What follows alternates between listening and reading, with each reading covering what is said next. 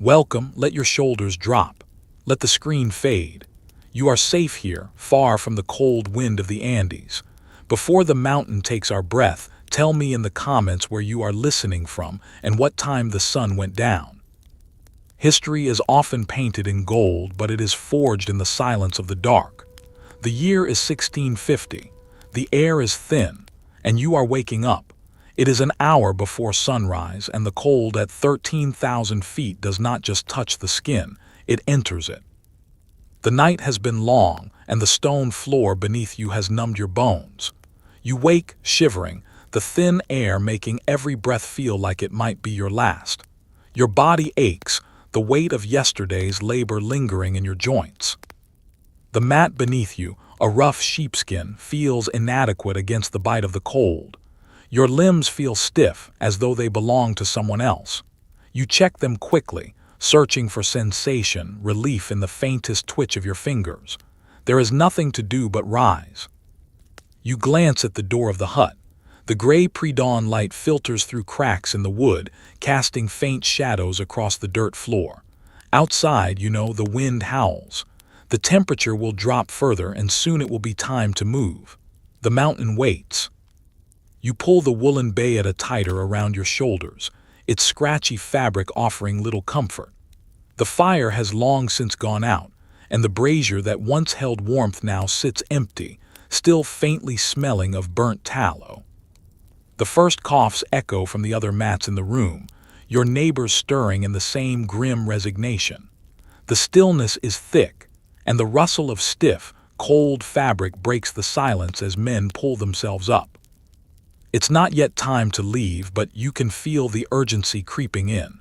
The curaca will be looking for stragglers soon, and the work will not wait. You hesitate, clinging to the warmth that clings to the folds of your bayeta, fighting the instinct to stay curled on the floor. The weight of the schedule, the rhythm of the mita, pushes you forward. If you don't rise now, the day will slip away, and you'll be marked as late. The cold wind calls you out of the shelter, but you know it won't offer mercy. With a reluctant breath, you roll the bayeta tightly around yourself, the fabric scratchy against your skin. The door opens, and the biting wind sweeps in like an uninvited guest. You step into it, the cold immediately sinking into your skin. The mountain does not care for your suffering. It waits for your steps, indifferent to your fate. Before you leave the shelter, you must fuel the machine that is your body. The day stretches out ahead, a long, grinding sequence of steps that will only end when the sun sinks once more into the cold horizon. But for now, the moment is still yours. You squat on the dirt floor, the cold seeping into your bones, and prepare what little sustenance you have. The coca leaves, tightly packed into a small cloth bag, are the first to reach your hands. You open it carefully, avoiding the sharp smell of tallow on your fingers. The leaves are dry and brittle, and you rub them between your palms, the texture rough and familiar. A small pinch. You place it in your mouth, feeling the dryness of the leaf as it settles on your tongue. The bitterness is sharp, but it numbs the hunger that has already started gnawing at you. The lipta, the alkaline ash, is next.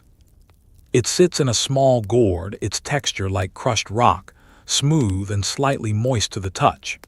You press it gently against the coca, and a strange warmth spreads through your mouth as the leaf softens, releasing its bitter juice. You chew slowly, methodically, the rhythmic crunch of the coca leaves filling the silence around you. You don't eat for pleasure. You eat because you must. The coca will dull the ache in your body, the relentless hunger that doesn't cease even at night. It will give you strength to face the mountain, to climb it, to survive its demands. But it is not a gift, it is a barter. Your body, tired and worn, is paid with the fleeting relief of numbness. Next comes the cancha, handfuls of toasted maize. The dry kernels are cracked and bitter, their texture coarse against your tongue. You chew quickly, not savoring, just swallowing the starch to ease the emptiness in your stomach. The cold water follows, refreshing but brief, its chill harsh as it slides down your throat. A moment of reprieve, and then it is gone, leaving only the faint aftertaste of maize and coca in your mouth. Your fingers are stained green from the coca, the remnants of the leaves now crushed beneath your teeth. The small leather bag, your chuspa, sits beside you, filled with more leaves, ready for the journey. The sun is still low, the air thick with the promise of another long day. The curacao will be waiting. The walk to the mine will be long, and the climb will take every last ounce of strength you have. But for now, the leaf has dulled the edge of the pain. For now, you can move forward. With your cheek packed, your hunger momentarily silenced, you stand and stretch. The wind howls through the doorway and you step out into the gray light, the cold still biting at your skin. The mountain calls you, but for now, you are ready. The sun has breached the horizon, painting the Cerro Rico in the color of dried blood. The morning light catches the jagged rocks of the mountain slope, casting long, cruel shadows over the barren landscape. You begin the climb, the first steps away from the relative warmth of the shelter, and you are already gasping for air. The thinness of the atmosphere weighs heavy in your lungs, every breath a reminder of your place. You are far from home, far from the comforting depths of your village. Here, only the mountain exists, and it waits for you. The path is rocky and uneven, worn down by the thousands of feet that have walked it before you. You are not alone. The mountain is full of men, a sea of exhausted figures trudging uphill, their ajotas, their sandals, slapping softly against the dust and stone. You walk with them, moving at their pace, joining the line of humanity snaking toward the base of the mountain. The wind bites at your face, carrying with it the acrid smell of sulfur from the peak. Sweat clings to your back as you struggle to keep up, but it is no use. The wind, the altitude, and the endless weight of your own body are all conspiring against you. Your legs burn as the path steepens. You try to keep a steady pace, but the breath in your chest is short and shallow, each inhalation taking more effort than the last. The wind howls across the barren earth, carrying with it the sounds of your labor, the rhythmic shuffle of feet, the groans of men, the occasional cough or grunt as someone stumbles. Above, the mountain looms, its shape growing larger with each step, an idol to be worshipped by your weariness, a silent presence that demands your sacrifice. You glance sideways at the Mingas, the free-wage laborers, passing you by with relative ease. They have a different pace, different shoes, and a different life. But even they, though free, must bow to the mountain's demands. It is the mita that has brought you here, the system that binds you to this place. You wonder briefly if they are better off, but the thought passes as quickly as it came. There is no real distinction here, only the mountain. The sound of footsteps mingles with the wind, creating a soft rhythm. Step, breath, step, breath.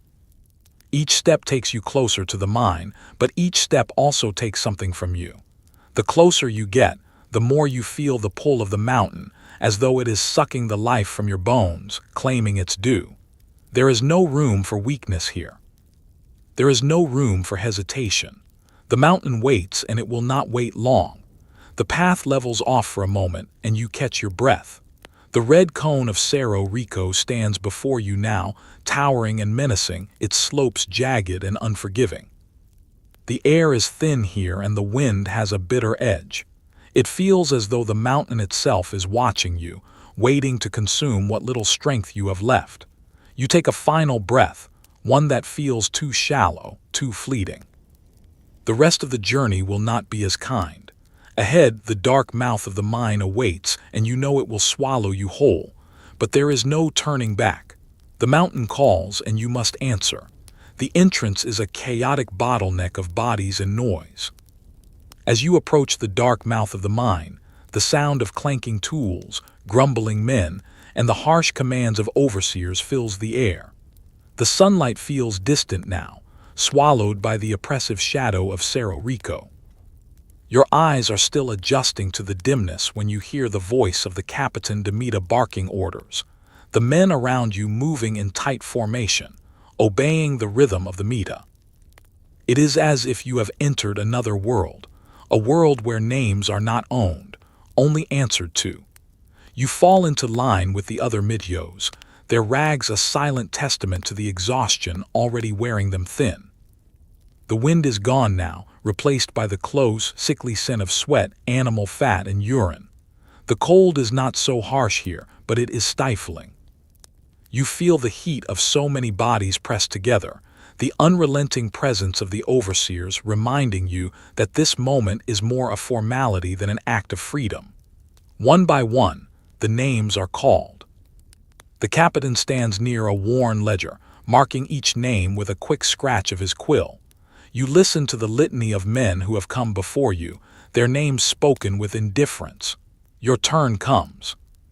You stand straighter, your throat tight as you step forward and answer with the sharpness of a man who knows his name has no meaning beyond the mine. The overseer barely glances at you, his eyes scanning the list. A mark is made next to your name. You are counted. You are nothing more than a number, a fleeting shadow in the ledger that tracks the lives of those like you. The captain hands you a tallow candle, greasy and faintly warm, a pitiful light against the vast dark of the adit. The candle's oily scent mingles with the others, its yellowed surface slick under your fingers. You take it, careful not to drop it. The light it offers is small, like a last whisper in a tomb, but it is all you have. It is what you must rely on to guide you down into the earth. The overseer's eyes flick over you, measuring, judging. You know there is nothing personal in his gaze, nothing beyond the desire to make sure you can reach the quota. If you can't, there will be consequences. He doesn't need to say it. His silence is the threat itself. The mountain does not wait for anyone. Behind you, the other men shift, their impatience palpable, but the overseer moves with deliberate slowness, checking the names one last time. His gaze is as cold as the stone walls of the mine. You wonder, not for the first time, how long it would take for them to simply mark a line through your name and move on. The weight of your own name hangs heavy in the air, a brief flicker of something that once belonged to you but has now been swallowed by the machine. The Capitan de Mita looks up from the ledger, his voice cutting through the murmur of the men. Next. You cross the threshold into the darkness. The world of light, fleeting and weak, is left behind. The mountain waits. The sunlight vanishes instantly, replaced by the flickering orange glow of the tallow candle in your hand. The shift from light to dark is so abrupt, it feels as though the earth itself has swallowed the sky. The air is thicker here, and the smell of damp earth clings to the walls, heavy and oppressive. The heat of the day has not yet reached this depth. Here it is cold, cold in a way that sinks into your bones, colder than the wind that howled through the cracks of your hut. But now there is no wind. There is only the raw stone of the mountain pressing down on you from all sides. The rickety ladders stand before you, their leather rungs creaking with the weight of those who have climbed before. You can hear the sounds of others moving above and below you, the low murmurs of men and the creak of wood beneath their feet. The ladders are old, their rungs slick with years of use, their leather straps frayed and worn.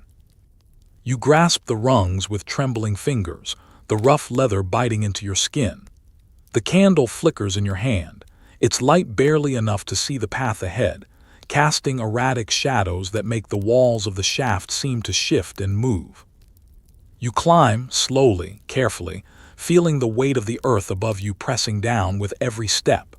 The rungs creak under your feet, the leather strapping vibrating with every shift of weight.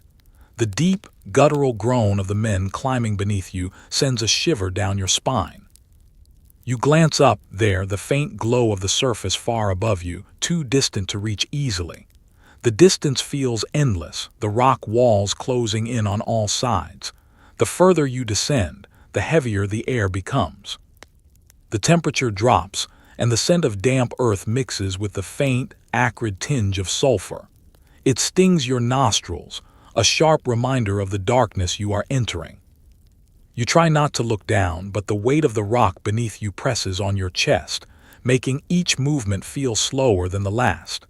The stone seems to be alive, breathing in the hollow spaces between the ladders, tightening as you climb deeper. A rung shifts slightly beneath your foot, and for a moment, panic tightens your chest. Your body lurches forward, but you catch yourself just in time, your hands gripping the rough leather tighter.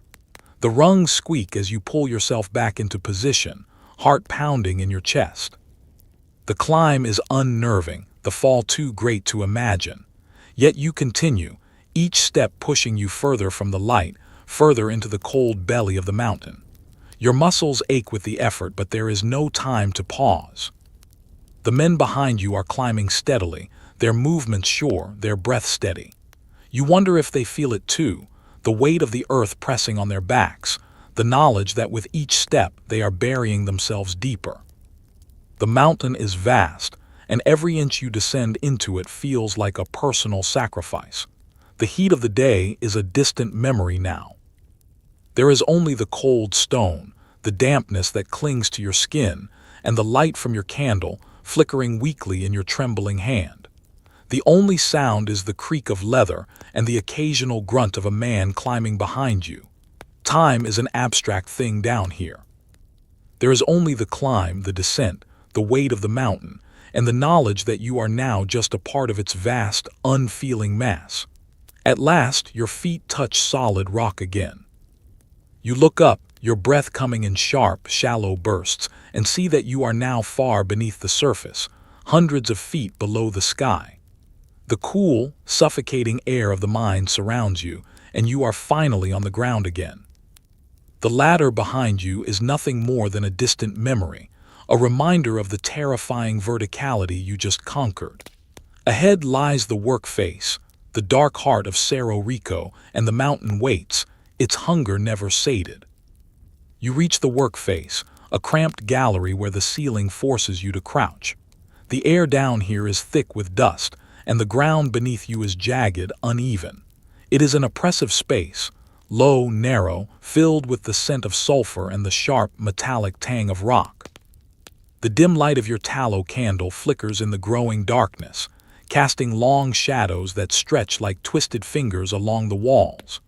The sound of pickaxes striking stone reverberates through the galleries, a constant, rhythmic clink that mixes with the low groans of men straining beneath their burdens. Your hands feel clammy as you reach for your tools. The barretta, the heavy iron pick, rests in the corner, its cold, rough handle familiar beneath your fingers. You lift it, its weight heavy in your grip, and swing it toward the wall with a sharp, deliberate motion. The sound of metal meeting stone is deafening, a jarring clang that reverberates through your skull. You feel the vibration travel up your arms, the shock of impact biting into your bones. Another swing.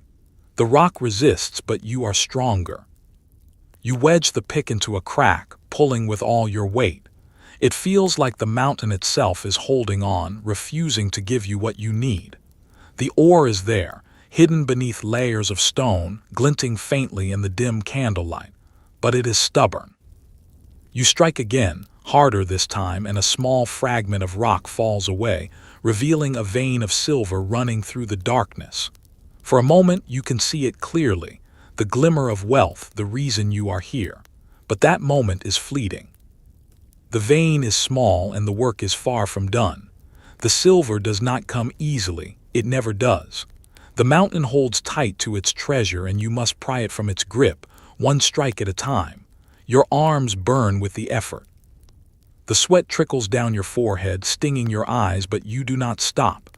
Each swing is a rhythm, a dance you have learned in silence. Clang, pause, clang, pause. The pick feels as though it is an extension of your body, your breath, your very soul. There is nothing else in this space but the rock and the rhythm of your labor. The mountain does not care if you are tired, if your muscles scream for rest. It only cares that you work. The air is thick with dust now, and you can taste the grit on your tongue, its dry, metallic texture filling your mouth. The sweat that drips into your mouth tastes bitter, salty, and for a moment, you wonder how much longer you can endure this. But you must. There is no choice. The quota demands it, the mita demands it, the mountain demands it. You strike again, and this time the rock gives way. A large chunk of ore falls to the ground with a dull thud, sending a spray of dust into the air. You bend low to inspect it, your eyes narrowing in the weak candlelight. The silver gleams dully among the rubble, a promise of a day's labor, a small offering to the machine that is this mine. You fill your bag with what you can, the weight of the ore pressing heavily against your spine. The pile is growing, but it is not enough. Not yet. You still have more to give. The work continues, slow and grinding. You don't know how long you've been at it. Time slips away here as though it never existed in the first place. You only know that your hands are raw, that your arms ache with every movement, and that the mountain is not finished with you yet. It is a machine, an endless beast that does not tire. And as you swing the pick once more, you know deep in your bones that it will never be satisfied. The pile of ore is finally large enough to move, but you know this is only the beginning. You have only scratched the surface and the mountain is still waiting. Now begins the hardest task, moving the earth you have broken. The pile of ore you've extracted is not light. No, it is a weight that grows heavier with each passing minute, pressing against your spine with the relentless force of a mountain that does not care for the human form. You glance at the tenate, a heavy hide bag, its straps worn and frayed from years of use. It rests against the ground, a silent reminder of the weight you will soon carry. You must load it, then hoist it onto your back and begin the climb. The muscles in your legs ache as you bend to scoop the ore into the bag. The rough texture of the stone scratches your hands, the weight of the material making your arms tremble. You slide the jagged rocks into the tenate one by one, feeling the press of their weight against your chest. The bag grows heavier with every scoop, each piece of silver or a reminder of the immense task ahead. You wonder if the mountain itself feels the weight of its own treasure, but quickly dismiss the thought. The mountain does not care. The mountain only waits. With a grunt, you finally hoist the bag onto your back. The straps dig into your forehead, pressing hard against the skin, and you stagger beneath the weight. For a moment, the world seems to tilt. Your breath comes in shallow gasps as the pressure builds. The stone beneath your feet feels uneven, treacherous, and you have to steady yourself, catching the ground with your hands, digging your fingers into the dirt to keep from toppling over. The first step is the hardest. You press forward, feeling the sharp tug on your spine, the burden of the ore weighing you down with every movement. You take another step, then another. The bags of ore are heavy, too heavy, and your legs tremble beneath you, protesting with every movement. You can feel your knees beginning to buckle under the strain, your breath ragged in your chest. Each step is a small victory, but it feels like you are walking through thick mud, as if the earth itself is trying to drag you back into its depths. You move slowly, carefully, not daring to rush. The climb is long, the distance between the gallery and the shaft above seeming to stretch on endlessly. The weight of the bag is an oppressive force, dragging you downward, pulling you back into the earth. Every time you try to straighten, you feel the strain in your back, the muscles knotting with the effort. You've seen the upiers who carry these loads before, their faces set in grim determination, their bodies stooped beneath the weight, but now you know what it feels like. The ache is all-consuming. Your body, once so strong and sure, now feels like it is being slowly crushed by the weight of the silver, by the endless demands of the mountain. The men around you move with the same weary rhythm, their own bags weighing them down, their faces hollow with exhaustion. There is no sound except for the shuffle of feet on stone, the occasional grunt of effort, and the faint murmur of breath. No one speaks. There is no need to speak. The task ahead is too great for words. The weight of the ore, the demand of the mountain is all-consuming. Every muscle in your body is screaming for relief, but you cannot stop. You cannot rest. The mountain does not stop for anyone, and neither will you. The path ahead feels endless, the climb up the narrow shaft unyielding, but you keep going, step by step, dragging your body forward, the burden on your back relentless and unforgiving. When you finally reach the top, You feel as though you've moved through an eternity of stone and sweat. Your legs are stiff, the pain in your back unbearable, but there is no time to stop. You drop the bag at the collection point, your body trembling with the weight of the day. The muscles in your back feel raw, the skin under the straps rubbed raw, but you are done for now. For a moment you let yourself breathe, the weight of the bag no longer pressing down on you, but there is no rest. Not yet. The mountain waits. The work is never finished. A whistle blows, or perhaps it's a shout. Your ears are ringing with the noise of the mine, but for a brief moment there is a quiet. The hammering ceases, the grinding of the pickaxes stops, and you are left with the eerie stillness that settles into the depths of the earth. It is the only time of the day when the mountain feels less alive. In the absence of sound, you allow yourself a moment to sit, to lower yourself onto the rough stone of the gallery floor. You feel the weight of the day pressing down on you, but there is little relief.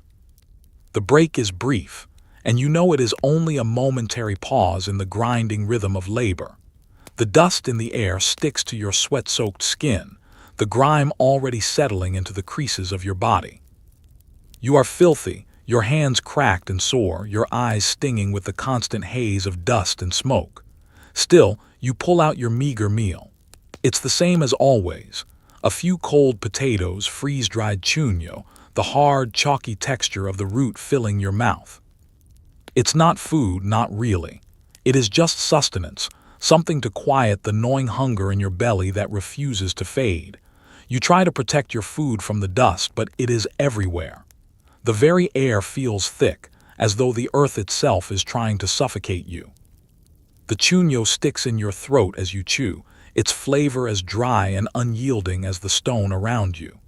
The other men sit with you, all of them eating in silence, their hollow eyes reflecting the same exhaustion that weighs down your own body. There is no conversation here. There is only the food, the hunger, and the looming presence of the mountain, which never stops watching, never stops waiting. The candlelight flickers weakly in the corner, casting long, distorted shadows on the stone walls. In this brief moment of stillness, you find yourself looking at the men around you. Their faces are streaked with soot, their bodies bent beneath the unrelenting weight of the labor. Some chew slowly, others with a quiet desperation, trying to fill the emptiness inside. But there is no real nourishment here. The meal is not meant to satisfy hunger.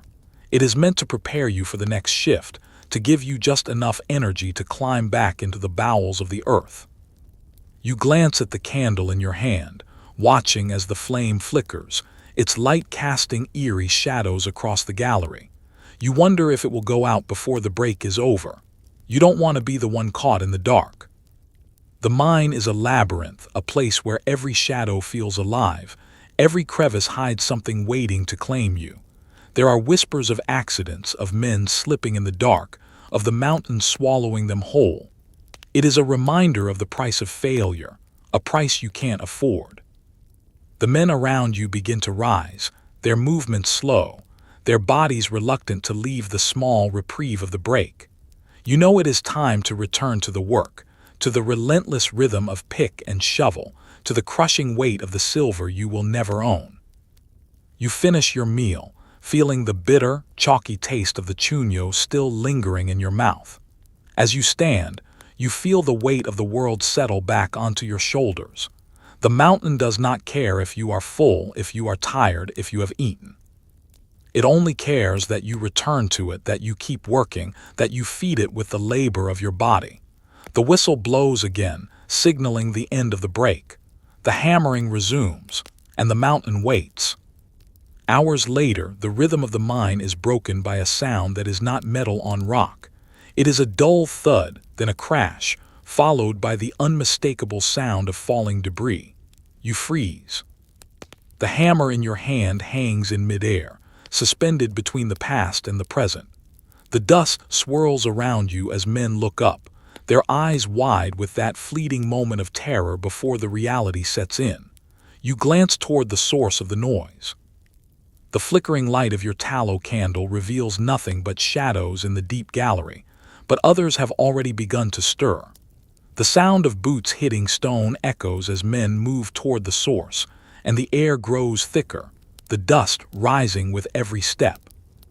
You feel your pulse quicken, your breath coming in sharp, shallow gasps. The instinct to help, to move toward the danger, battles against the cold knowledge that your own survival depends on avoiding any extra scrutiny. The overseer could be watching. He could add time to your shift, or worse, punish you for leaving your station. You don't move, but your eyes stay fixed on the shadowy figures gathering at the edge of the gallery. The sight of the fallen man is obscured, but the murmur of voices tells you all you need to know. A man has fallen, one of your fellow midhios, a victim of the treacherous ladders that snake down into the bowels of the mine. The same ladders you've just ascended, the ones you grip with sweaty palms and tired hands. You feel the pit in your stomach widen. It could have been you. It will be you, eventually. The mountain claims its own, a slow and inevitable process, a toll it demands without mercy. The men gather around the body, but there is no screaming, no panic. There is only a grim, hushed silence. It is understood here. A man is hurt. A man has fallen, but the work must go on. The accident is already becoming an afterthought, a shadow passing through the darkness. You catch glimpses of the figure, barely visible beneath the flickering light of a nearby candle, his body twisted unnaturally beneath the jagged stone. The overseer does not appear, and that is both a relief and a curse. Relief because there is no punishment, no delay, but a curse because it means the man will be discarded, his body moved aside, a minor inconvenience in the endless march of the mita. You feel the vibration of the floor beneath your feet as more rocks fall, as men shift the debris. The scene is chaotic for only a moment before it falls back into the quiet grind of labor. Someone mumbles a prayer, but it is not loud enough to be heard by the overseers. The mountain does not stop for prayers. It only takes. The body is lifted, carried away by a group of men, and the space left behind fills with a strange, silent emptiness. The silence is broken only by the echo of the pickaxe striking rock, the harsh sound of labor resuming in the wake of the fall. You watch as the workers return to their tasks, their faces unreadable, their eyes hollow with the knowledge that they, too, could be next. It is not cruelty. It is not malice. It is simply the way of things. You return to your own work, picking up the hammer, feeling the weight of it in your hand. The pick digs into the stone once more, the sound of metal against rock reverberating through your bones. The rhythm resumes, but it feels different now, heavier, the air filled with the knowledge that the mountain is taking its due. It will take more, always more, and you will give it. You strike again, and the noise of the pick drowns out the memory of the fall. But in the back of your mind, the thought lingers. It will be you eventually. The mountain waits. Your quota is met, and the candle is burning low, signaling the end of the underground shift. The work has worn you down, but it is not finished. The mountain has taken its toll, and yet there is one more task left to endure, the climb out. You lift the weight of your final load, the ore now carefully packed in your bag, and with a grunt of effort, you begin to move toward the ladder. The air down here is heavy, thick with dust, and the faint smell of sulfur still lingers in the corners of the gallery, as if the mountain refuses to let you forget it. Your legs feel stiff, your body numb from hours of labor, and yet the ascent looms ahead. The climb back up is always harder than the descent. The rungs of the ladder are slick with sweat and grime, the leather straps frayed and stretched thin. You grasp the first rung and pull yourself upward, but it is a slow, laborious process. The weight of the ore is a constant reminder that the mountain never lets you go lightly. Each step upward feels as though you are dragging the mountain itself with you, a weight that presses down on your back, on your arms, on your very spirit. The ladder creaks beneath you as you climb, the vibrations running through your bones, and each time you lift your foot, the air becomes thinner, harder to breathe. The deeper you go, the more the air becomes your enemy. You fight for each breath, feeling it grow more shallow, more difficult, as though the mountain is actively trying to suffocate you. Your lungs burn, your legs ache, and every movement feels like it requires all your strength. The rungs beneath your hands feel rough and unforgiving, but you grip them tightly, pulling yourself upward, one slow, aching step at a time. The men around you climb as well, their own burdens heavy, their faces drawn with the same exhaustion that grips your body. You glance at their faces, their eyes hollow with fatigue, their lips cracked and dry. There is no time for rest here. The overseer's watchful eyes are never far. The mountain demands that you climb, and you must answer, even if your body is screaming for relief. The higher you go, the more the light begins to filter down, weak and distant like a small thread of hope, but it feels so far, so unreachable. The weight of the oar pulls you downward, and you feel your body grow heavy, each movement slower than the last. You focus on the rungs in front of you, the space between the steps, the quiet rhythm of your breath. Step, breath, step, breath. The climb feels like an eternity. You wonder if this is the way it will always be. The constant struggle against gravity, against fatigue, against the crushing weight of the world above you. Your muscles tremble with the effort, your hands raw from gripping the rungs so tightly. The stone walls around you grow narrower, the darkness pressing in on either side. You think about the men who have climbed this path before you, those who have fallen to the mountain, their bodies discarded like so much refuse. They are just another part of the landscape here, another casualty in the unrelenting march of the mita. But still you climb. You must. The summit is above you, the thin light of the surface beckoning, and though it feels impossibly distant, you know it is within reach. The mountain has not yet claimed you, not today. Not yet. At last, the final rung is before you. You pull yourself up, and for a moment, you feel the relief of being on solid ground again. The air is thinner here, but it feels like a gift after the suffocating depths below. You step onto the surface, blinking in the bright afternoon light, your eyes momentarily blinded by the glare. The wind feels different here, sharp against your skin, the cold cutting through your sweat-soaked clothes. The weight of the oar is still with you, the bag heavy on your back, but the sense of freedom that comes with the surface is bittersweet. You are out, but you are not free. You are still bound to the mountain, still bound to the mita. The surface with its glaring sun and thin air offers no respite. You drop the oar at the collection point, your body trembling with the weight of the climb. The men around you do the same, their movements slow, weary, but efficient.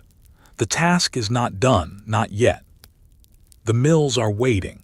The silver must be processed, the mountain must be fed, and you, like the others, are still a cog in its unfeeling machinery. You stand there for a moment, feeling the exhaustion settle into your bones, your mind clouded with the knowledge that the day is far from over. But for now, you are out of the dark. For now, you are above the mountain. For now, you can breathe. The light of the sun hits you like a physical blow. It is blinding after the darkness of the mine, the pale glow of afternoon stretching across the jagged stone that marks the edge of Potosí. The glare is harsh, burning your eyes, but you blink and look around, trying to adjust. Your skin, still slick with sweat and dust from the depths, now meets the cold, dry wind of the surface, and you shiver involuntarily. It bites through your clothes, the sudden temperature drop making your muscles stiffen, and your breath comes out in shallow bursts. For a moment, you can't even take a full breath. The air here is too thin, too clean after the suffocating weight of the mine. Your body, used to the crushing pressure of the galleries, resists the free space above. Your lungs ache with the effort of expanding fully. You stagger slightly, feeling the sudden weight of the world on your shoulders as the sun's rays sting your skin. The cold seems to freeze the sweat on your body, turning it to ice beneath your clothes. You can hear the sounds of the surface city now, the distant clamor of carts, the faint hum of conversation from the far-off merchants, and the occasional church bell tolling in the distance. But they seem so far away, so disconnected from the physical reality of the work you've just completed. You look around at the other men. They move quickly, their faces still hollow with exhaustion, their eyes glazed over. They do not stop. There is no time to pause. The work of the mountain never stops, even when you are no longer inside it. The weight of the silver of the ore seems to follow you here, a constant reminder that the end of the mine is only the beginning of another task. You shift the load on your back, trying to relieve the pressure, but it's no use. The bag feels like a part of you now, a weight you've learned to carry with every step. The surface shock is intense. Your legs, unaccustomed to this kind of weight after hours in the darkness, threaten to give out with each step you take. The cold air, harsh and unforgiving, only makes it worse. It feels as if the wind itself is mocking you, as if it knows that the moment you've longed for, the moment you fought through the suffocating depths to reach, is just another stage in the relentless cycle of the mita. The courtyard is a blur of men moving toward the sorting yard, their load still heavy on their backs, still marked by the sweat of their labor. You look toward the rows of milling equipment ahead, the large, clunky machines that will transform the ore into something more valuable, something the mountain can keep feeding. The silver will pass through the same process, the same hands, until it is no longer a reflection of the labor but a commodity to be traded far away. The work is never finished, never over, and the mountain is never satisfied.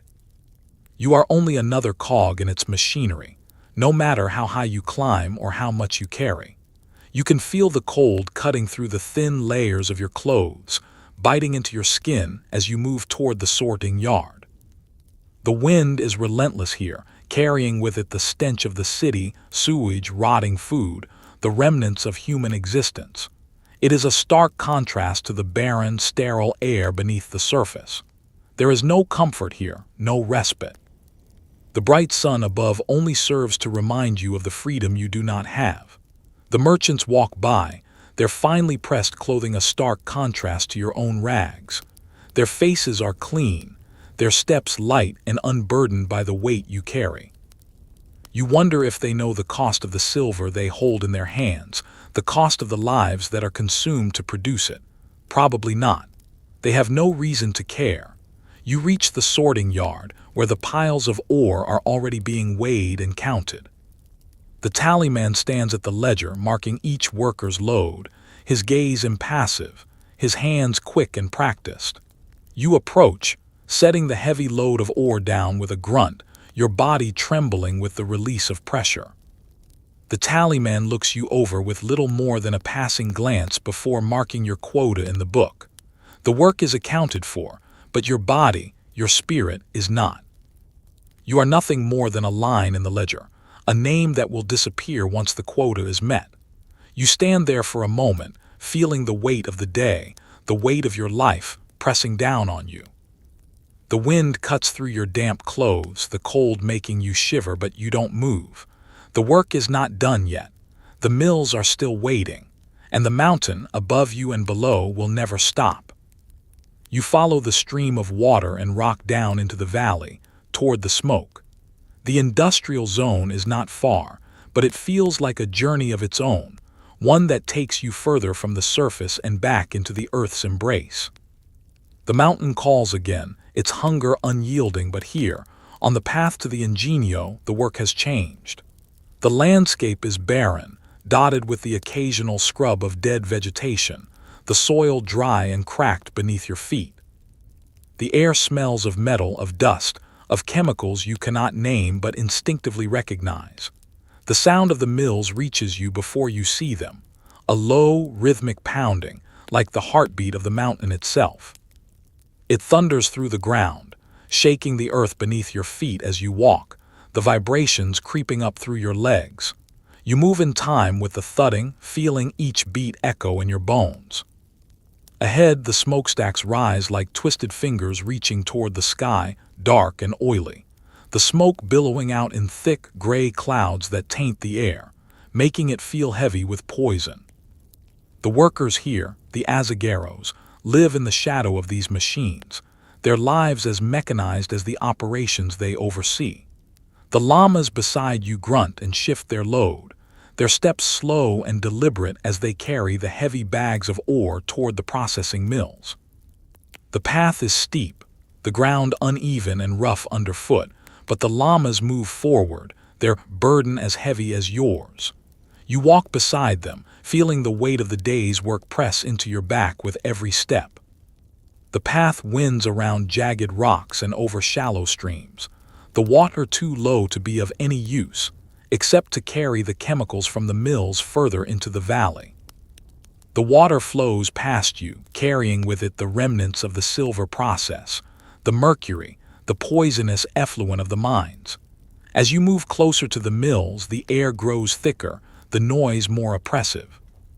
The low hum of the stamp mills fills the air, the sound of wood and metal crashing together, the crushing of rock under the weight of the machinery. The rhythmic thud is constant, steady, as if the mills are alive, pulsing with an insatiable hunger that feeds on everything that comes near it. You can feel the ground vibrating beneath your feet, the machinery powering the massive wheels that churn the ore, reducing it to fine dust. You are close now, the roar of the mills growing louder, the heat from the furnaces rising up to meet you. The smoke smells stronger here, acrid and sharp, like the scent of burning metal. The workers move like shadows through the haze, their faces indistinct, their bodies bent from the weight of the work. They are just like you, caught in the cycle of labor, moving from one machine to the next, feeding the mills with the ore you've carried. You can see the azagueros, men in their fine clothes, with their sharp eyes and calculated movements, overseeing the work. They are the ones who profit from the labor, their wealth growing with every pound of ore processed. You are just a piece of the machinery, just another cog in the system that turns with the mountain's demands. You stop for a moment, feeling the weight of your load. The llama beside you shifts, its head low, its body tired. You do not envy it. You do not envy anyone. There is no respite, no relief. The mills will keep running, the machines will keep pounding, and the silver will keep flowing, all for someone else's gain. The work is endless, but so too is the mountain's hunger. You wonder how long it will take before the same hunger consumes you. The thought is fleeting, but it hangs in the air, thick and oppressive, like the smoke from the furnaces ahead. As you reach the mills, the air is hot and thick, the roar of the machines drowning out everything else. The ground beneath your feet is slick with the remnants of the day's work, the dirt caked with the same silver dust that fills your lungs. You've reached the ingenio, the final stage in the process, but you know that here in the belly of the mountain's machine, the work is never done. It is only ever passed from one set of hands to the next, one phase to the next, and no one ever stops. The mountain waits always. The ground shakes beneath your feet, a rhythmic earthquake driven by water. The stamp mill rumbles ahead, the pounding of its massive wooden beams deafening. The air is thick with dust, the acrid scent of wet rock filling your nose as you stand at the edge of the mill, watching the great wooden hammers descend, one after another. The noise is overwhelming, a constant thud, thud, thud that reverberates through your chest, through your bones, as if the mountain itself is alive, breathing with the rhythm of the crushing rocks. You step closer, your body vibrating with each strike. The ground beneath you feels like it is alive, alive with the pulse of the machines, the thirst for silver that never stops. The ore you carried, the weight of the mountain on your back, is now scattered in front of you, crushed beneath the weight of iron-shod stamps. The machinery grinds and crashes, breaking the ore into powder, turning it into something more valuable, something that will never be yours. The dust rises in thick clouds, coating your skin, your clothes, your lungs. You can taste it in the back of your throat, the metallic flavor of the rock, the copper blood that clings to the very air. You can hear the other men around you, shoveling the crushed ore into troughs, sorting the finer dust from the larger chunks. the relentless rhythm of their work blending into the noise of the mill. The azagueros stand nearby, watching with detached interest, their eyes scanning the workers with the coldness of men who profit from this labor. They do not care about the dust, the fatigue, the pain. They care only about the silver, about what this machine will produce. The machine never stops. It is a hunger, a beast that must be fed, and it feeds on you just as it feeds on the ore. The thud of the stamps fills your ears and you cannot escape it. It is a constant, unyielding force, and there is no respite from it. You move mechanically, your body moving in time with the rhythm of the mill, shoveling the debris, sifting through the fine dust that has already claimed its place in the troughs. The world has become a blur, the noise, the dust, the heat of the day, all blending together into a haze that you can barely keep track of. The smell of wet rock, of burning metal, fills your nose, and the heat from the stamps radiates outward, making the air thick and stifling. The sweat on your skin mixes with the dust, turning it into a grimy paste that sticks to your body. You can feel the weight of the day pressing down on you, the long hours in the mine, the climb out, the endless work of carrying, sorting, crushing. And all for what? For the silver that will never touch your hands, for the profit that will never be yours. The thud, thud, thud of the stamps is unceasing. It is the heartbeat of the mountain, the pulse of an empire that will never stop feeding. You wonder briefly if you are just another piece of the ore, crushed and ground to dust under the weight of the mountain's demand. It is a fleeting thought, soon swallowed by the noise, by the need to keep moving, to keep feeding the machine. There is no time to dwell on such things. The work never stops. The mountain never stops. You shovel the last of the ore into the troughs, watching as the stamps crush it into a fine powder, a fine dust that will soon be carried away, processed into something more. The air is thick with it, the taste of metal coating your tongue. You look up, but the smoke from the furnaces obscures the sky. There is no escape. There is only the thudding, the pounding, the relentless rhythm of the machine. The mountain waits. The sun has long since disappeared, replaced by the heavy darkness of the night, but the work continues under the hellish glow of the retort furnaces. The evening has settled in like a thick, suffocating blanket, and you step into the courtyard, a vast stone-paved area where the next phase of the silver process will begin. The air here is colder than the mine, but it holds a strange, metallic warmth, the faintest tang of mercury already rising from the ground. You roll up your trousers, knowing what is to come. The torta, the toxic mud that will soon cover your feet, is cold, but it is nothing compared to what lies beneath. You take a step into the mix, the sludge cold against your bare skin, the mercury already creeping through the soles of your feet. The cold mud clings to your legs, thick and sticky, and you feel a tremor of disgust ripple through you. The weight of the world is not in the silver, nor in the ore you've carried all day. It's in the mercury. The poisonous quicksilver, the thing that will claim you in time, is here, now, underfoot, sinking into the very marrow of your bones. You take another step, then another, your feet sinking deeper into the mud. The mercury is everywhere, invisible yet palpable, a silent killer that will slowly corrode your body from the inside out. The sound of the men around you is muffled by the thick, sludgy earth, but you know they are there, moving in slow, steady rhythm. Their feet squelch in the mud, the sound of their steps sinking into the cold sludge blending with the dull echo of footsteps from the stamp mills, still pounding in the distance. You are not alone in this. The men beside you are trapped in the same cycle of labor, the same unrelenting system. They move as you move, with the same slow inevitability, their bodies covered in the same toxic mud. The process of mixing the mercury with the ore is a slow one, a never-ending repetition.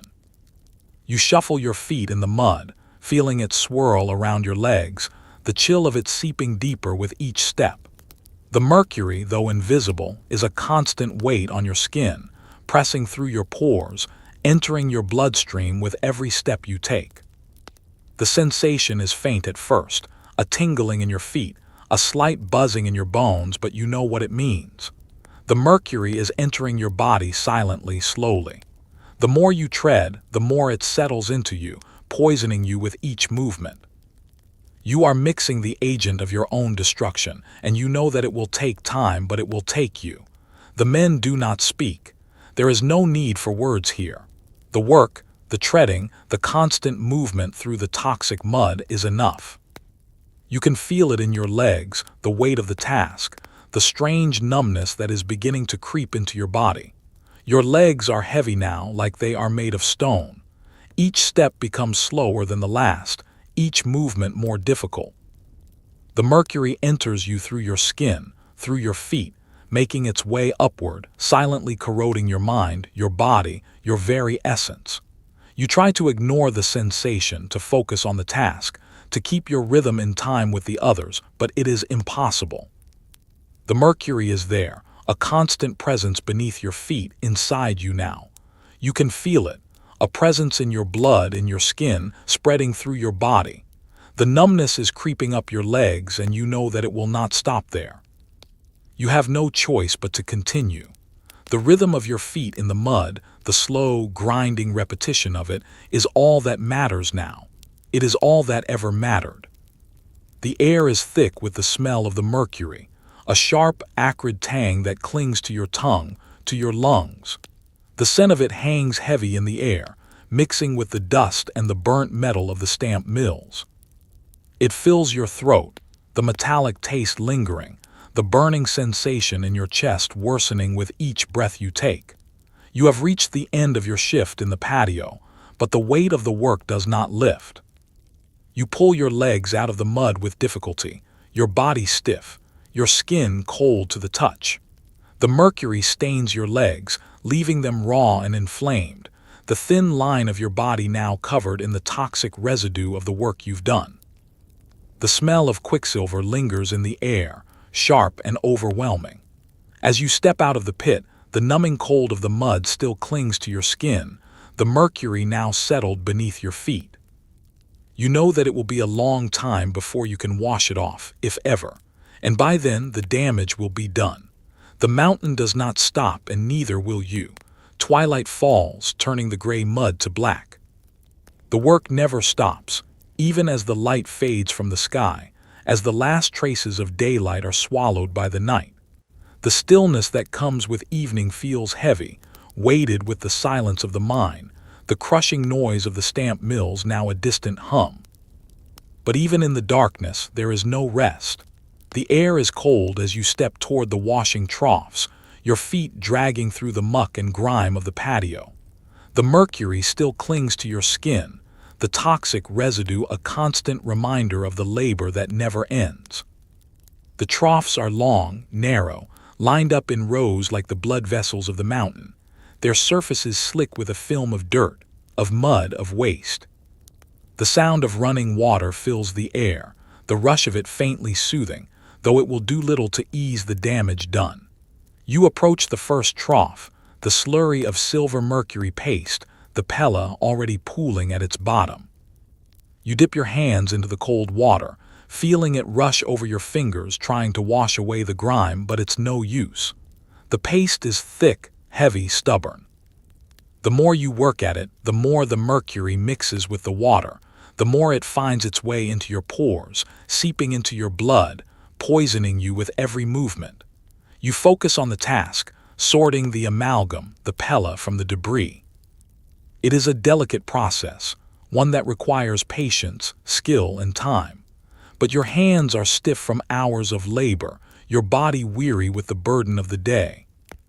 The mixture is heavy, clinging to the metal tools you use to sift through the sludge, the weight of it pressing down on your wrists as you separate the precious silver from the waste. The silver gleams in the faint light of your candle, the small flecks of it catching the glow, but it feels hollow, empty, as if it is a thing that belongs to someone else.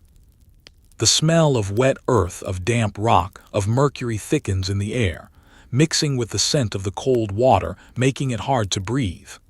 The metallic taste clings to the back of your throat, sharp and bitter. You cough, but it does nothing to clear the taste from your mouth.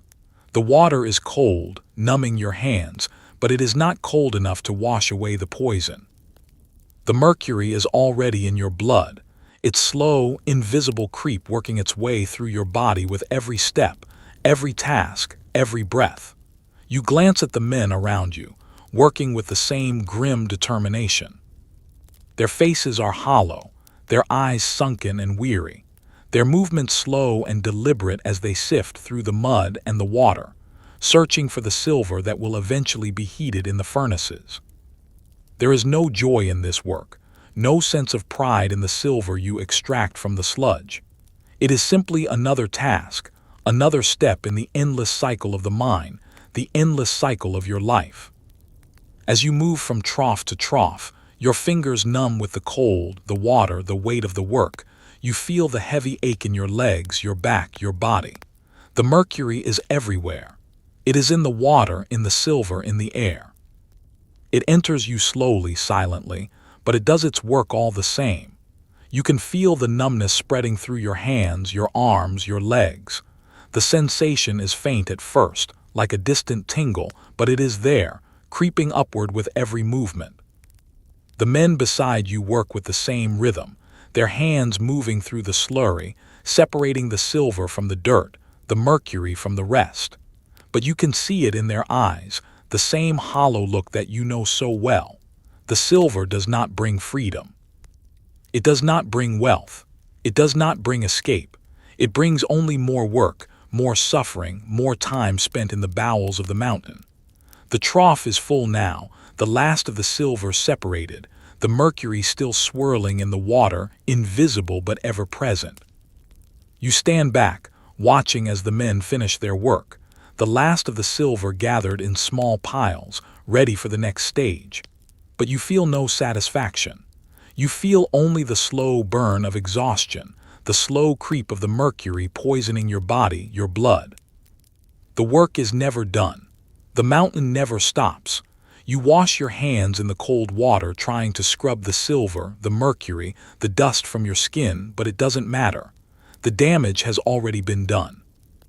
The silver is gone, lost in the process, processed into something that will never be yours. You can only wait for the next cycle, the next task. The mountain waits. It always waits. Night has fully set in, illuminated by the hellish glow of the retort furnaces. The heat radiates from the ovens like a living thing, and the very air feels heavy, as if it is alive with the promise of destruction. You can feel the warmth on your skin, the heat from the furnaces sinking deep into your bones, but there is no comfort in it. The light of the flames casts long, flickering shadows across the courtyard, the silhouettes of men moving around the ovens like ghosts, their faces obscured by the smoke and the flames. You step forward, your hands raw from hours of labor, your body aching, but the work is not done yet. The mercury you've painstakingly separated, the amalgam you've spent hours mixing and sorting, is ready now. It must be heated, released from its deadly grasp. The fumes rise in thick, toxic clouds as the pella is poured into the cone-shaped ovens, the silver trapped inside it, struggling to escape. The mercury must be burned off, but at what cost? The heat from the retorts is unbearable and the fumes, sweet, metallic, suffocating, hang in the air like a poisonous fog. You approach the furnace with the rest of the men, your feet dragging, your eyes tired, but the work does not pause for your exhaustion. The mercury is poured into the mouth of the retort, its silver sheen glistening in the flickering light of the flame. The heat from the furnace is overwhelming, and as you step closer, the fumes hit you, a sweet, sickly scent, heavy and suffocating. You can feel it in your throat, that strange sweetness, like the taste of metal mixed with the sharp sting of poison. The invisible vapors are in the air now, thick, relentless, and they will stay with you, lingering in your lungs and your blood. The men stand in silence, their faces masked by the heat and the smoke. There is no time for words here, no time for anything except the work. The retorts roar with heat, the flames licking at the sides of the furnace, the mercury inside bubbling and hissing, releasing its toxic fumes. You pull your scarf tight over your nose, but it offers little protection. The fumes crawl into your mouth, your nose, your lungs, and you cannot escape it. The smoke is everywhere. It clings to the air like a curse. You watch as the pella inside the oven begins to bubble, the mercury vapor rising into the air. The heat makes it hard to breathe, but you know you must stand here, must endure the fumes, for this is the final step. The heat of the retort is unbearable, the furnace a living entity of its own, devouring the mercury with each moment, burning it away. But in the process, it claims a little more of you, a little more of your soul. The fumes invade your body, creeping through your skin, slipping into your blood, silent and invisible but powerful in their own way. The longer you stand here, the more you breathe in, the more you feel its grip tightening around your chest, around your mind. The flames flicker higher, and the mercury begins to rise in the oven, its metallic scent thick in the air. You close your eyes for a moment, your head spinning with the fumes, your throat tight with the taste of the poison. It's no longer just the silver you've been working with. It's the mountain itself that has come for you, the suffocating weight of it entering your lungs, your heart, your mind. You are a part of it now, a piece of its eternal hunger. The mountain will consume you just as it consumes everything. The fire, the smoke, the mercury, it is all part of the same machine, the same unstoppable force. You feel dizzy, the heat of the furnace pressing in on you, the flames licking at the edges of your vision. Your body aches, your muscles twitch with the strain of the day, but the mercury, the poison, is taking hold of you. It seeps deeper into your skin, into your blood, and you can feel it working its way through your body, numbing your hands, your feet, your very soul. The fumes are overwhelming, suffocating, and you can feel yourself slipping, drifting in and out of consciousness as the fire roars around you. And yet, you cannot stop. The retort must be fed. The mercury must be boiled away, and the silver, the precious metal that will never be yours, must be released. You lift your hands, numb and heavy, to check the furnace, to ensure that the process continues. The flames are hotter now, the smoke thicker. You are breathing it in, the poison, the fire, the mountain's final victory. The work goes on, and the mountain never sleeps. It waits, as always, for the next soul to feed its hunger. You leave the fires behind, walking back into the freezing dark of the city. The light of the retort furnaces fades behind you, but the heat lingers in your body, in your skin, in the deep ache of your bones. You are numb now, not from the cold but from the weight of the day, the endless hours of labor that have stripped you of everything but the need to keep moving. The city of Potosí sprawls ahead, its streets narrow and crooked, its buildings looming in the dark like silent watchers. The air is colder now, and it cuts through your clothes like a knife, but it feels distant, as if nothing here could touch you, nothing could reach beyond the crushing exhaustion in your chest. The streets are quiet, the echoes of the day swallowed by the darkness, the only sound the distant barking of dogs and the muted steps of other workers trudging home. You move through the alleyways, your feet heavy, your thoughts lost in the endless rhythm of the work. The weight of the ore, the mercury, the labor, it all presses down on you, and there is no escape. You think of nothing now except the small steps you must take, the constant grind of the day's work. There is nothing left but to keep moving, keep walking. As you pass the small, dimly lit houses, you catch glimpses of families gathered inside, the warm glow of fires flickering through windows. The sounds of chatter, of quiet laughter, drift from the doorways, but you do not stop. You are not one of them, not anymore. Your place is in the dark, in the work, in the endless cycle of labor that never ends.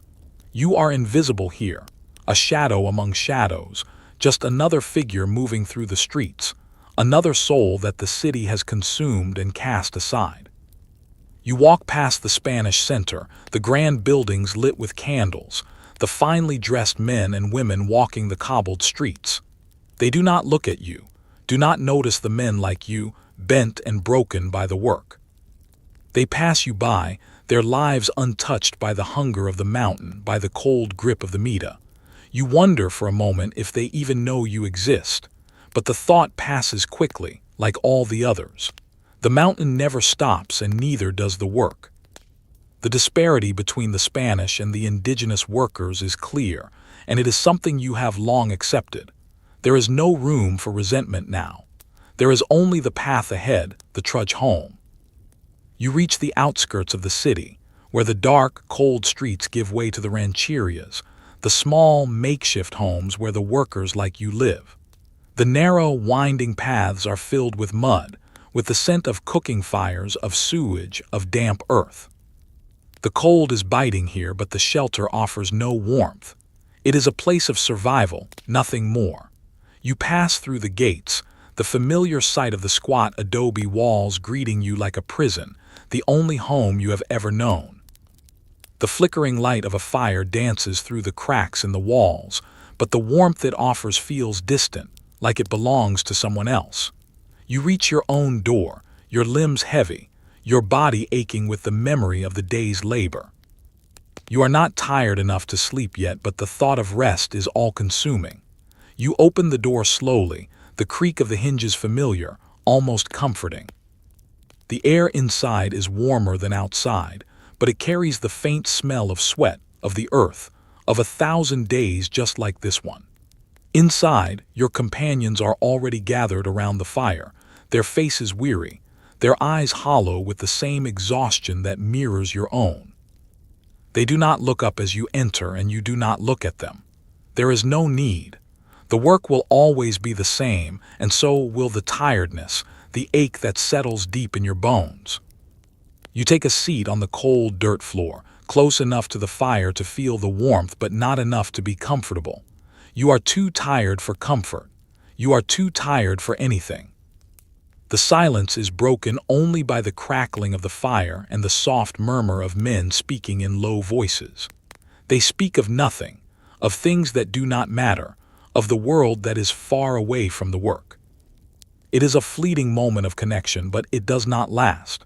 You take off your tattered boots, feeling the soreness in your feet, and stretch your legs, aching from the constant strain of the day's labor. Your body protests, but there is no time for it to rest. There is always more to be done. You close your eyes for a moment, the exhaustion settling in like a weight that cannot be lifted. Tomorrow, you will rise again, and the cycle will begin anew. The mountain waits, the work waits, and you will answer as always. Inside, the air is warm and thick with the smell of fermentation. The chicha, the corn beer, is bubbling softly in a large clay pot beside the fire.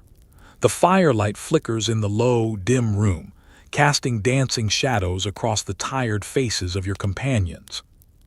The smell of warm, sour yeast mixes with the scent of damp earth and sweat that clings to your skin, and for a moment it feels almost like a reprieve, almost like something human. But the warmth, like the alcohol, is temporary. It is a fleeting comfort in a life that offers little. You sit down with the others, feeling your bones ache with the weight of the day. The fire crackles in the corner, sending occasional sparks upward toward the ceiling, but its warmth doesn't quite reach you. You are cold in places that warmth cannot touch, in places that have been worn down by the mountain, by the endless work. You take the small ceramic cup, the kiro, and fill it with the chicha. The liquid is thick, slightly sour, and a deep yellow that reminds you of the light that never quite reaches the depths of the mine. You bring the cup to your lips and drink, the bitter warmth spreading through your chest, the sharp tang of the corn still lingering on your tongue. It does not bring joy, not now. It only brings forgetting. You drink because you have to. You drink to dull the edges of the world, to silence the ache that grows in your chest, to bury the sorrow that has become too familiar. The other men drink in silence, their faces etched with the same fatigue that you feel. Some of them cough, the deep, racking coughs of men whose lungs have long been filled with dust, whose bodies have been slowly eaten away by the work. The room is filled with their soft murmurs, their low voices speaking in a language you barely notice anymore. The warmth of the chicha spreads through you, but it does not ease the weight on your shoulders. It does not make the work easier. It does not erase the mountain. It only makes the sorrow a little more bearable. You pass the chicha around, offering it to the men who sit beside you. They take it without a word, their hands shaking from the same weariness that you carry. There is no conversation, no laughter. There is only the sound of the chicha being passed from hand to hand, the soft clink of the ceramic cups, the occasional murmur of thanks. No one speaks of the day. No one speaks of the work. There is nothing to say. Tomorrow it will be the same. Tomorrow you will rise again, and the cycle will start over. There is nothing to break the rhythm, nothing to escape the demands of the mita.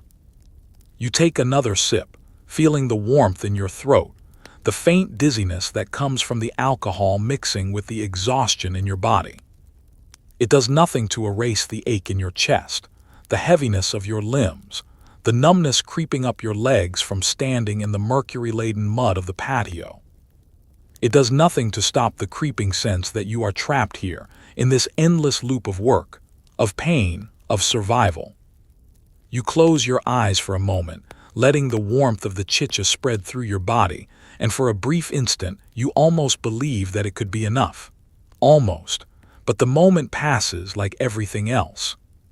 The fire continues to crackle, the chicha continues to pass between your companions, and the sorrow remains in the silence. You can hear the soft murmur of a conversation across the room, the low, tired voices of the other men, their lives intertwined with yours in a way that is as temporary as the warmth of the chicha. You cannot escape it. There is no escape. You are all bound to the same system, bound to the same mountain, bound to the same fate. A friend beside you coughs again, a harsh, painful sound, and you turn your head to look at him. His face is drawn, his skin pale in the firelight. He meets your gaze for a moment, his eyes tired but knowing. There is no hope in those eyes, not anymore. Only the dull acceptance of a man who has given everything to the mountain, and whose body is now beginning to show the signs of that toll. He nods, the smallest of gestures, and then turns back to the fire. You finish the last of your chicha, the bitter warmth settling in your stomach, but the taste of it lingers, sharp and metallic, much like the taste of silver that never quite leaves your mouth. Tomorrow you will rise again. Tomorrow you will carry the load, climb the ladders, and descend once more into the mountain. The work never stops. The mountain waits, and you, like the others, will continue to drink, to survive, and to forget. You lie back on the sheepskins, the stone floor hard beneath you. The fire is still crackling in the corner, but its warmth does little to reach you now. Your body aches, stiff from the day's labor. The endless grind of the mountains demands pressing down on you even as your limbs beg for rest. You feel the tremors in your legs, the dull throb of muscles that have been stretched and pulled to their limit. The weight of the day lingers, not just in your bones but in the silence that fills the room. Your eyes close for a moment, but it offers no respite. The image of the mountain, its looming, jagged shape always there, fills your mind. You can feel the cold stone beneath you, the biting chill of the high-altitude air, the stifling heat of the furnace that burns away the mercury, the sharp sting of the silver as it never quite becomes yours. You have lived this day 1,000 times, and tomorrow you will live it again. The rhythm never stops, the tasks never end. The mountain waits, there is no escape from the silence.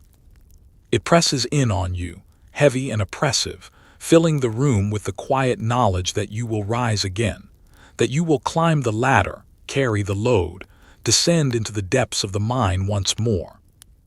The hours blur together now, the work the only constant, the only thing that remains in this world where everything else fades away. Your body is a tool, your spirit is a shadow, and the mountain takes what it will. There is no freedom here, no joy, only endurance, only survival. The men around you breathe softly, their sleep a distant, fragile thing, their bodies worn and broken by the same cycle of labor. They do not speak of it. They do not have to. The truth is there in the silence. The truth is in the labor that never ends, the sweat that stains the earth, the mercury that seeps through your skin and into your blood. The work is unrelenting and the mountain never stops. It waits for the next man, the next load, the next day. Your eyes flicker open again, the firelight casting strange shadows on the walls. And for a moment, you wonder what the world would be like if it were different. If you could leave the mountain, leave the endless cycle, if you could walk away from the cold stone and the suffocating heat of the mine. But the thought fades as quickly as it came. You know the truth. There is no walking away. There is no escape. You are part of the machine, a piece of the unyielding system that grinds on without mercy, without care. You think about the men who have fallen before you, the ones who have worked this same path, the ones whose bodies have been consumed by the mountain, their names erased by the rhythm of the labor. They are ghosts now, forgotten by all but those who have lived through the same endless days. You will be a ghost too someday. You will be another name lost to time, another body swallowed by the earth. But for now you are here. For now you still breathe. For now you still endure. The fire crackles once more, the sound soft and familiar, and you close your eyes again, the weight of the day settling heavily on your chest. The mountain is always there, in the darkness, in the firelight, in the quiet spaces between breaths. You have survived another day, but tomorrow it will start again. Tomorrow the mountain will wait. The mountain is silent now, though it never truly sleeps. In the distance, the faint rumble of the mines echoes through the darkness, a soft, unrelenting pulse, as if the earth itself is still breathing. You lie on your sheepskin mat, your body heavy with exhaustion, your limbs aching from the endless toil. The fire has burned low, its warmth a distant memory, the room now cool and quiet, save for the soft, rhythmic breathing of your companions. The wind outside howls, but inside there is only stillness, a stillness that carries with it the weight of everything you've done, everything you've endured. The air is thick, heavy with the smell of the earth, of sweat and dust and the ghosts of Mercury that have followed you through the day. You close your eyes, and in the darkness behind your eyelids, you feel the mountain's presence. It's always there, lurking just beneath the surface, a force you cannot escape. You are part of it now, bound to it, to the earth that has claimed you, and to the endless work that defines your life. Your breathing slows, the weight of your eyelids pressing down, and for a moment you feel as though you are drifting, sinking into the ground itself. The mountain is not just a place. It is a force, a hunger, a thing that exists in the very marrow of your bones, in the blood that pulses through your veins. You are part of it. You always have been. In the quiet of the room, you can hear the soft whisper of the wind outside, the slow, steady rhythm of the night. The mountain waits. You know this. You have always known it. It waits for the next man, the next load, the next shift. It will never stop. It will always claim what it needs, and you, like the others, are just another piece of the machine.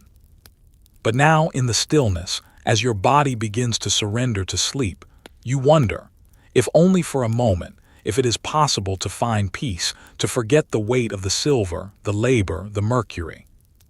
You wonder if there is any place, any space in this world where the mountain does not reach. But the thought slips away, lost in the quiet dark. The truth is simple. There is only the work. There is only the mountain, and there is only survival. The last of your thoughts fade into the darkness, and you drift, weightless, into the sleep that the mountain allows. It is not a peaceful sleep, not a restful one. It is a sleep that exists only to prepare you for the next day, the next cycle of labor, the next toll the mountain will demand. But for now, the world fades. The mountain waits. Good night, Midyo.